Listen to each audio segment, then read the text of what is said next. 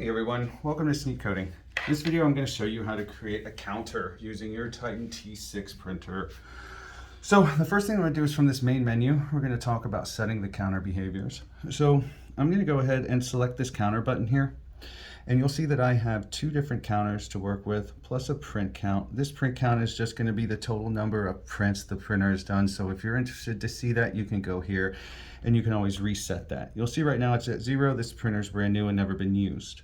So let's go back to counter 1. And counter 2 works exactly the same way. You'll see there's no change in the menu there. You just have 2 to choose from, so you don't have to keep changing your counter behaviors if you have multiple products using different styles of counters.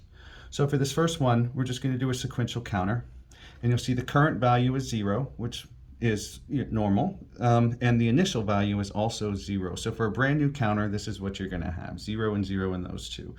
Now the repeat count is just if I want to repeat the same number more than once, or every number more than once. So the step value is going to be the value in which it goes up each time it prints. So I wanted to count every product, 1, 2, 3, 4, 5, so on and so forth. And then you'll see we can also set a max value here. Right now it's set to no max essentially. But, so we want it to only go up in 1.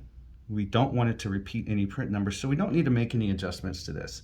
But let's say that we wanted our counters to go up in increments of 2, and we wanted it to print the same number twice before it moved on to the next one. So we'll go ahead and go to counter 2, and we still have no need to change our current or initial value. These two numbers will be useful for you if you need to start the count back somewhere. So if you're doing some repack and you need to start over at some point, you can go ahead and change that there. So let's say we got all the way through 10 and we had a problem on number 11, but we kept on printing. We can just start going back from number 11. But let's go ahead and go to 0 for this sake. Our repeat count, let's say I want it to print twice before it moves on to the next value. That's what I'll do, and so on and so forth. We can do 3, 4, however many you need. So we'll leave that at 2. But now I want it to count even numbers. So I want it to go 2, 4, 6, 8. I'll just set this step value to 2, and we'll set our initial value to 2. So it's going to start at 2, and then the next time it counts, it's going to go to 4, and so on and so forth. So let's go ahead and hit OK.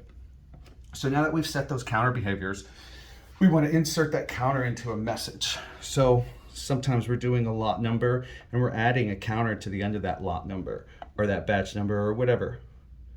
Let's hit edit, edit single file. We'll simply hit counter. And you'll see right here it's a 6-digit number. We can change that. But this drop-down menu allows us to pick which counters we were using. So if we wanted to use those behaviors from counter 2, where it goes up in increments of 2 and repeats, we can change that to 2. Just like before in our text, we can choose our font. We can change the number of digits. So maybe I don't want 6 digits in my counter. We'll just go ahead and hit 2. And we have a 2-digit counter. Interval, as before, is the distance between the numbers. It's that easy. We can save this, but I'm just going to hit exit for now. And then whenever we print, it's going to start at 0, and it will simply count up every time we print.